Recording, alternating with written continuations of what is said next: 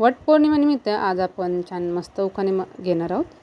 वडाची पूजा करते ठेवून निर्मळ मन, वडाची पूजा करते ठेवून निर्मळ मन, रामाचे नाव घेते. आज आहे वटपौर्णिमेचा सण.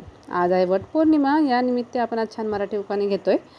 वडाच्या झाडा इतके दीर्घायुष्य मिळो तुला, वडाच्या झाडा इतके दीर्घायुष्य मिळो तुला, रावांचे नाव घेते असेच प्रेम मिळू दे मला. आज वटसावित्री पौर्णिमा आहे आणि प्रत्येक महिला आपल्या पुरुषांसाठी हा उपवास करत असतात. वटवृक्ष म्हणजे निसर्गाचा अनमोल ठेवा, रावांची मी आयुष्यभर करेन सेवा. वडाला घालते फेरे आणि देवाला करते नवस, वडाला घालते फेरे आणि देवाला करते नवस, रावांचे नाव घेते. आज आहे वटपौर्णिमेचा दिवस. आज वटपौर्णिमा आहे. तर नवीन लग्न झालेले असतील महिलांचे तर हा उखाणा खूप सुंदर आहे. उखाणे तुम्ही घेऊ शकता. ट्रेंडिंग उखाणे आहेत.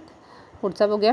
वडाची पूजा करते ठेवून निर्मळ मन, वडाची पूजा करते ठेवून निर्मळ मन, रामाचे नाव घेते. आज आहे वटपौर्णिमेचा सण.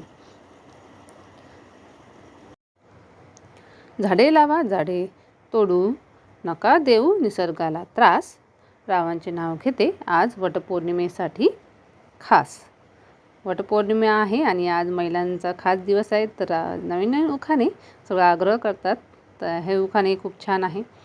वटवृक्षाचे झाड लावून करूया वटपौर्णिमा साजरी, राव म्हणतात मी आहे फार लाजरी. बरं का, लाजाळू महिला असतील तर त्यांना हा खूप उखाणा सूट होणार आहे.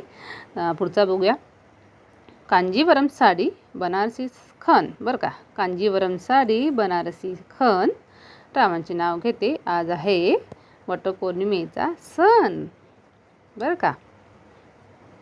मराठी संस्कृतीची प्रतिमा सावित्रीच्या निष्ठेचे दर्पण, मराठी संस्कृतीची प्रतिमा सावित्रीच्या निष्ठेचे दर्पण, रावांसाठी करते मी माझे जीवन अर्पण. हा खूप प्रेमळ असा उखाणा आहे. झाडे लावा झाडे जगवा अशी मी करते आपल्याकडे मागणी, झाडे लावा झाडे जगवा अशी मी करते आपल्याकडे मागणी, रामाचे नाव घेते. सात जन्मी असू देत सात जन्मी त्यांची साजणी. श्रावणात आकाशात पसरला इंद्रधनुष्याचा रंग, राव नेहमी सोबत असू देत माझ्या संग. पुढचा उखाणा बघूया.